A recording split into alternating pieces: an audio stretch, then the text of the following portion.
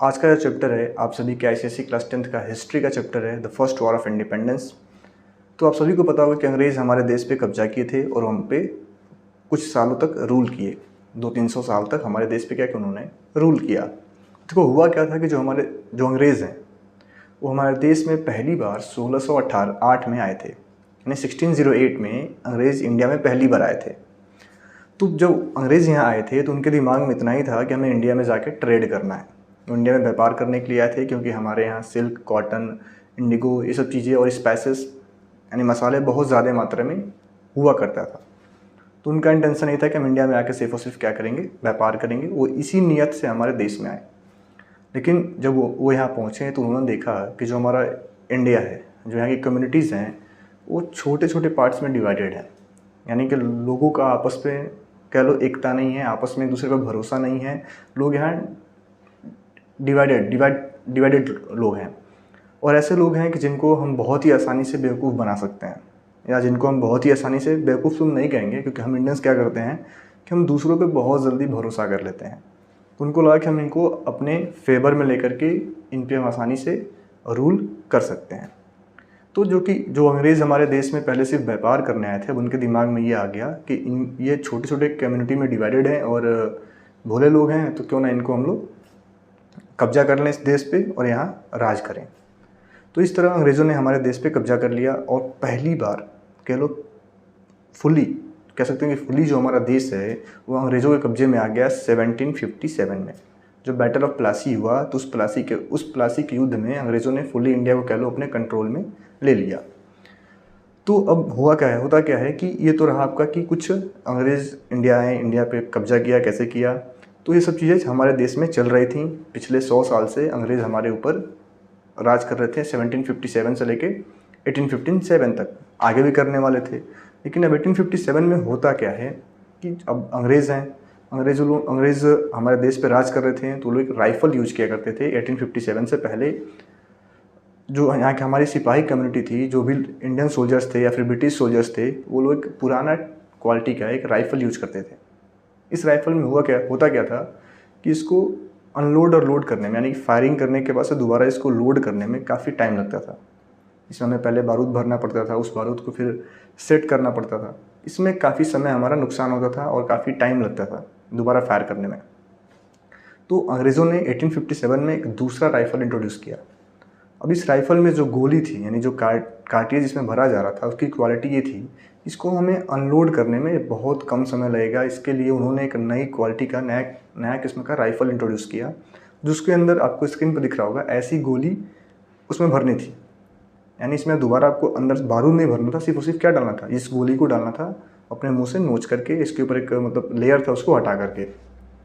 अब ऐसा अफवाह फैलाया गया अफवाह ऐसा मार्केट में फैल गया कह लो, या फिर ऐसा इंडियन सोल्जर्स के दिमाग में एक अफवाह फैल गया कि जो ये गोली है, इस गोली के ऊपर जो लेयर लगा हुआ है, जो आउटर लेयर है, वो गाय और सूअर के चर्बी से बना हुआ है।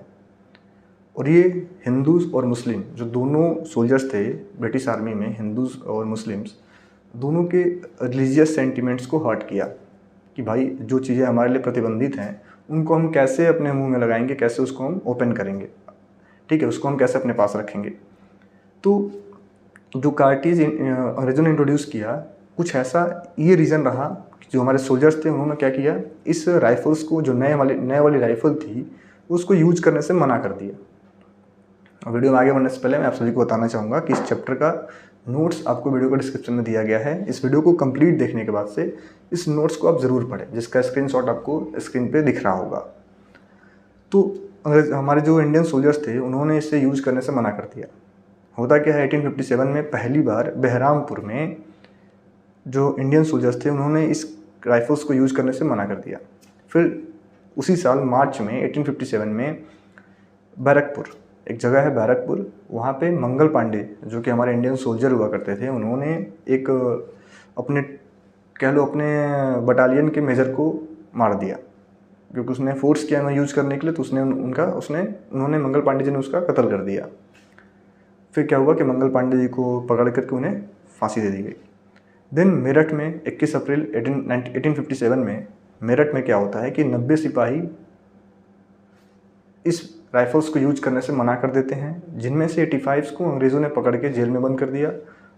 लेकिन अब होता क्या है कि जो बचे हुए 5 लोग थे, वो लोग क्या करते हैं, नेक्स्ट सुबह उन 85 को छुड़ा लेते हैं।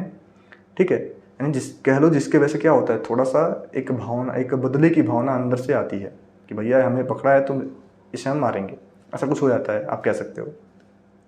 अब जो 90 सोल्जर्स थे, जो मेरठ में 90 सोल्जर्स थे, ये लोग बहुत ज़्यादा अंग्रेज़ों का विरोध किए। उसके बाद से ये लोग दिल्ली की तरफ मार्च कर जाते हैं, क्योंकि मेरठ से दिल्ली करीब है और दिल्ली में हमारे उस समय मुग़ल राजा हुआ करते थे, बहादुर शाह जफ़र, जो लास्ट मुग़ल एम्परर थे। तो ये लोग उनके पास जाते हैं ताकि उनको अपना हम नेता बनाएंगे और ये जो राइफ़ल इंट्रोड्यूस हुआ है इसका हम अपोज करेंगे। देन अवध में होता है 3 मई 1857 को। तो आपके दिमाग में कह रहा होगा कि सर आखिर विरोध तो हर जगह हुआ, तो हम मेरठ को क्यों कहते हैं कि पहली बार हम ऐसा क्यों कहते हैं कि first war of independence Meerut से स्टार्ट हुआ? क्योंकि आप कह सकते हो कि मेरठ में थोड़ा सा एक स्ट्रगल देखने को मिला। बाकी जगह क्या हुआ, बाकी जगह अंग्रेज़ों ने इस रिवॉल्ट को कह लो ख़त्म कर दिया, दबा दिया। लेकिन मेरठ में जो सिपाही थे उन्होंने इसका अपोज किया और वो आगे बढ़ गए। कह लो उनको मतलब कुछ भी करके वहाँ से झगड़ा करके अपने साथियों को छुड़ा करके वो दिल्ली की तरफ मार्च कर दिया उन्होंने। तो इस तरह से first war of independence start हुआ। लेकिन सिर्फ और सिर्फ यही रीज़न नहीं रहा फर्स्ट वॉर ऑफ इंडिपेंडेंस का, इसके पीछे बहुत सारे रीज़न रहे। अगर आपसे कोई पूछता है इमीडिएट कॉज, तो आप इमीडिएट कॉज में ये बताओगे, लेकिन सिर्फ और सिर्फ यही एक रीज़न नहीं था, इसके पीछे और भी बहुत सारे रीज़न थे। तो अगला हम लोग जो रीज़न डिस्कस करेंगे, इकोनॉमिक कॉज। कई सारे रीज़न थे, इकोनॉमिक कॉज था, कुछ पॉलिटिकल कॉज था, सोशियो रिलीजियस कॉज थे और डिस्कॉन्टेंट एमॉन्ग सोल्जर्स था। तो 4-5 रीज़न थे इस फर्स्ट वॉर ऑफ इंडिपेंडेंस के पीछे। लेकिन जो इमीडिएट कॉज था हमारा, वो मैंने आपको भी बताया है कि ब्रिटिश गवर्नमेंट ने न्यू राइफ़ल इंट्रोड्यूस किया जिसको हमारे सोल्जर्स ने अपोज किया। इकोनॉमिक कॉज क्या था कि, और जैसा कि आप सभी को पता होगा कि कोई भी गवर्नमेंट अगर रन करती है तो गवर्नमेंट को रन करने के लिए उसे इनकम की ज़रूरत है, पैसे की ज़रूरत है। और वो पैसा हमारे पास कहाँ से आता है, तो गवर्नमेंट को पैसा कहाँ से मिलता है, गवर्नमेंट पब्लिक से, लोगों से टैक्स कलेक्ट करती है। तो जो ब्रिटिश गवर्नमेंट थी उसका भी हमारे पे कब्जा था, तो उनको भी अपने गवर्नमेंट को रन करने के लिए टैक्स की ज़रूरत थी। तो ये लोग क्या करते थे, फार्मर से टैक्स लेते थे, लेकिन टैक्स बहुत ज़्यादा था। मान लो अगर आपका इनकम 100 रुपये का है तो आपसे 50 रुपये 70 रुपये टैक्स लिया जा रहा है। तो अब टैक्स दोगे कि खाना खाओगे। और जो उस समय के इंडियन फार्मर्स थे, इतनी एडवांस टेक्निक भी नहीं थी कि बहुत ज़्यादा अच्छा पैदावार हो, तो टैक्स भी पे नहीं कर पाते थे। अब उनको बाई फोर्स किया था हमें टैक्स पे करो, तो लोग क्या करते थे, मनी लेंडर से पैसे उधार लेते थे ब्याज पे। अब जो फार्मर था वो दोनों तरफ से फंस गया, गवर्नमेंट को टैक्स भी देना है और उसने पैसा ले लिया मनी लेंडर से ब्याज पे, तो ब्याज भी देना है। तो गवर्नमेंट, जो फार्मर थे बहुत बुरी स्थिति में आ गए, वो टैक्स नहीं पे कर पा रहे थे और मनी लेंडर का ब्याज भी नहीं दे पा रहे थे। तो ये भी रीज़न रहा इकोनॉमिक कॉज में। देन क्या हुआ कि जो रूलर्स ऑफ इंडियन स्टेट्स थे, अब जो इंडियन स्टेट्स के रूलर थे वो इस समय के जो आर्टिस्ट हुआ करते थे, आर्टिशियंस कह लो आप, आर्टिस्ट मतलब कि जो हैंडीक्राफ्ट के कुछ मटेरियल्स बना रहे हैं, जो कुछ भी मतलब कुछ अपना एक प्रोडक्ट बना रहे हैं, उस प्रोडक्ट को मार्केट में बेचते थे। और उस समय के राजा महाराजा इन आर्टिशियंस को सपोर्ट करते थे। लेकिन हुआ क्या कि अंग्रेज़ों ने तो राजाओं पर ही कब्जा कर लिया, उनके ज़मीनों को कब्जा कर लिया, उनके टैक्स कलेक्शन को कम कर दिया। अब अंग्रेज़ों का भी इनकम नहीं हो रहा था, तो ये लोग इनको सपोर्ट नहीं कर पा रहे थे, ये भी रीज़न रहा। और साथ ही साथ जो ब्रिटिश गुड्स थे वो काफ़ी सस्ते थे, इन आर्टिशियंस के कंपैरिजन में ब्रिटिश प्रोडक्ट सस्ते थे, तो ब्रिटिश प्रोडक्ट ने मार्केट पर कब्जा कर लिया और इंडियंस का जो सामान था वो बिकना बंद हो गया। ठीक है, एंड ट्रेडर्स, जो इंडियन ट्रेडर्स थे, जो लोग अपना सामान बाहर बेचा करते थे इंडिया से ले जाकर बाहर, और जो ब्रिटिश गुड्स था, इन दोनों में अंतर हो गया। जो भी इंडियन ट्रेडर अपना सामान कहीं बेचना चाह रहा है उसके ऊपर हैवी टैक्स गवर्नमेंट इम्पोज कर दी, लेकिन जो ब्रिटिश गुड्स थे उनके ऊपर टैक्स कम लगा। तो नतीजा ये हुआ कि जो इंडियन प्रोडक्ट थे वो महंगे हो गए और ब्रिटिशर्स के प्रोडक्ट हमारे सस्ते हो गए। तो ब्रिटिश प्रोडक्ट ज़्यादा बिकने लगे और इंडियन प्रोडक्ट का डिमांड मार्केट में ख़त्म हो गया। तो ये भी एक रीज़न रहा, ट्रेडर्स ने भी अपोज करना शुरू कर दिया ब्रिटिश गवर्नमेंट का।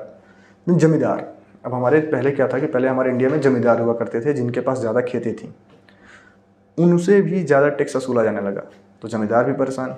तो ये सारी कम्युनिटी क्या हो गई, परेशान हो गई, और ये लोग भी फर्स्ट वॉर ऑफ इंडिपेंडेंस में पार्टिसिपेट किए। ठीक है, देन क्या हुआ, अगला जो हमारा कॉज है पॉलिटिकल कॉज ऑफ 1857 रिवॉल्ट।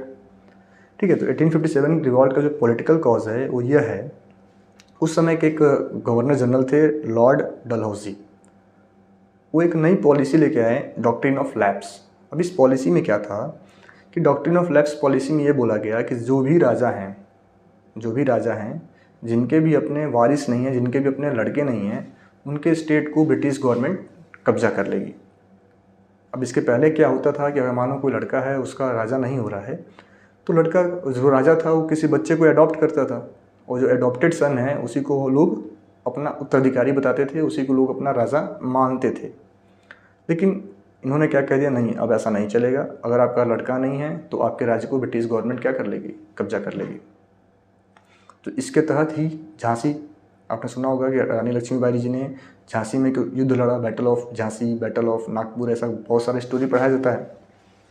वहाँ पे इसको अपोज करते हुए युद्ध लड़ा गया अंग्रेज़ों के खिलाफ। ठीक है, फिर अब जब 1857 का रिवॉल्ट होता है तो डॉक्ट्रिन ऑफ लैप्स जो कि लॉर्ड डलहौजी की पॉलिसी थी उसको गवर्नमेंट ने विड्रॉ कर दिया, हटा लिया। फिर एक आता है, इसी में एक अगला आता है सब्सिडियरी एलियंस। इसका मतलब ये था कि अंग्रेज़ों ने क्या किया कि जो भी इंडिया के छोटे छोटे राज्य थे उनको यह समझाया कि देखो भाई, जो आपके बगल का पड़ोसी राज्य है वो आप पे हमला कर सकता है, तो इसके लिए आप हमसे सिक्योरिटी ले लो, हमारी आर्मी आपका सपोर्ट करेगी। तो सारे राज्यों ने क्या किया, इनका आर्मी को अपने मतलब सपोर्ट में ले लिया, इनकी आर्मी को अपने टेरिटरी के अंदर आने दिया। तो इस तरह जो ब्रिटिश गवर्नमेंट की आर्मी थी वो बिना अपने खर्चा किए वो अंग्रेज राजाओं से पैसे लेते थे उनके सिक्योरिटी के लिए, और धीरे धीरे चारों तरफ इंडिया में फैल गए। और फिर जो राजा थे वो बस नाम मात्र के राजा रह गए, हर बात में इंटरफेयर कौन करने लगा, ब्रिटिश गवर्नमेंट। तो यहाँ से राजा भी परेशान थे। तो ये भी एक रीज़न रहा इस फर्स्ट वॉर ऑफ इंडिपेंडेंस का, पॉलिटिकल रीज़न ये रहा, राजाओं ने भी अपोज करना शुरू कर दिया। देन कुछ इसके सोशियो रिलीजियस कॉजेज़ भी थे, जैसे जब अंग्रेज़ इंडिया में आए तो उनके साथ बहुत सारी क्रिश्चियन मिशनरीज़ भी इंडिया में आ गई। अब ये मिशनरीज़ इंग्लिश एजुकेशन के नाम पे हम हिंदूज़ को कह लो धीरे धीरे क्रिश्चियंस में कन्वर्ट करना शुरू कर दिया, पैसे का लालच देके, बाय फोर्सली। तो एक तो ये रहा कि हिंदू या फिर मुस्लिम्स सबको क्रिश्चियन बनाया जाने लगा, तो ये लोग इसका अपोज करना शुरू कर दिए, ये तो गलत हो रहा है। देन इंग्लिश मीडियम स्कूल से हमारे इंडिया में फैलने लगे और ये लोग धीरे धीरे हमारे हिंदी को ख़त्म करना शुरू कर दिए, लोगों ने इसका भी अपोज करना शुरू कर दिया। फिर इन्होंने एबोलिशन ऑफ सती किया, सपोर्ट टू विडो मैरिज कर दिया, और फीमेल इन्फेंटिसाइड्स, यानी कि उस समय अगर किसी घर पे कोई छोटी बच्ची पैदा होती थी, कोई लड़की किसी घर पे होती थी, तो उस समय के लोग लड़की को ख़त्म कर देते थे, उसको मार देते थे।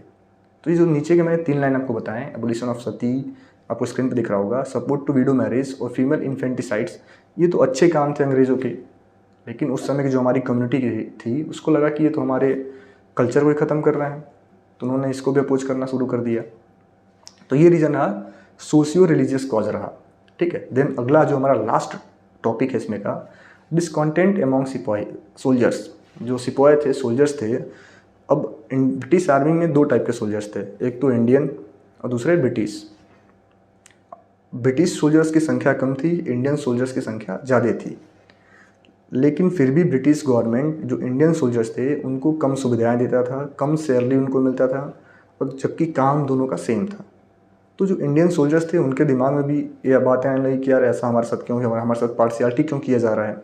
तो इंडियन सोल्जर्स भी इनसे बहुत ज़्यादा खुश नहीं थे। ठीक है, तो अगर इनका मतलब सेम रैंक होने के बाद भी इनके साथ पार्शियलिटी की जाती थी, इनको कम सुविधाएं मिल रही थी, कम सैलरी मिल रहा था। तो अब आपके दिमाग में आएगा सर ऐसा जब इतने लोग इसमें पार्टिसिपेट किए तो ये रिवॉल्ट हमारा फेल क्यों हो गया। क्योंकि देखो इसमें जो लोग भी पार्टिसिपेट कर रहे हैं, हमने अभी देखा ट्रेडर्स पार्टिसिपेट कर रहे हैं क्योंकि उन पर ज़्यादा टैक्स लग रहा है, राजा महाराजा पार्टिसिपेट कर रहे हैं क्योंकि इनको उनके राज्य को कब्जा किया जा रहा है, सोल्जर्स पार्टिसिपेट कर रहे हैं क्योंकि उनके साथ पार्शियलिटी हो रही है। ठीक है, तो जो लोग भी इसमें पार्टिसिपेट किए उनका कोई एक सिंगल एजेंडा नहीं था, एक सिंगल रीज़न नहीं था, सबके अपने डिफरेंट रीज़न थे, सब अपने लिए पार्टिसिपेट कर रहे थे कि टैक्स हटा दो, राजा कह रहा था हमारे प्रजा को छोड़ दो, सिपाही कह रहा था कि हमें इक्वल सुविधा दो। तो कोई भी मतलब एक कॉमन एजेंडा पर लोग यहाँ शामिल नहीं हुए। तो और साथ ही साथ कोई एक कॉमन लीडर नहीं रहा। ये रिवॉल्ट हर जगह एक ही बार स्टार्ट नहीं हुआ, ये हर जगह छुटपुट तरीके से चला। एक मतलब कह लो पूरा एक अच्छे से लड़ाई नहीं लड़ी गई। इस वजह से हमारा जो 1857 का फर्स्ट वॉर ऑफ इंडिपेंडेंस था वो फेल हो गया। तो अगर वीडियो आप सबको अच्छा लगा है तो हमारे चैनल को सब्सक्राइब करें, वीडियो को लाइक कर दें, साथ ही साथ आप हमें कमेंट करके बताएं कि नेक्स्ट वीडियो हमारा किस चैप्टर पे आपको चाहिए। Thank you.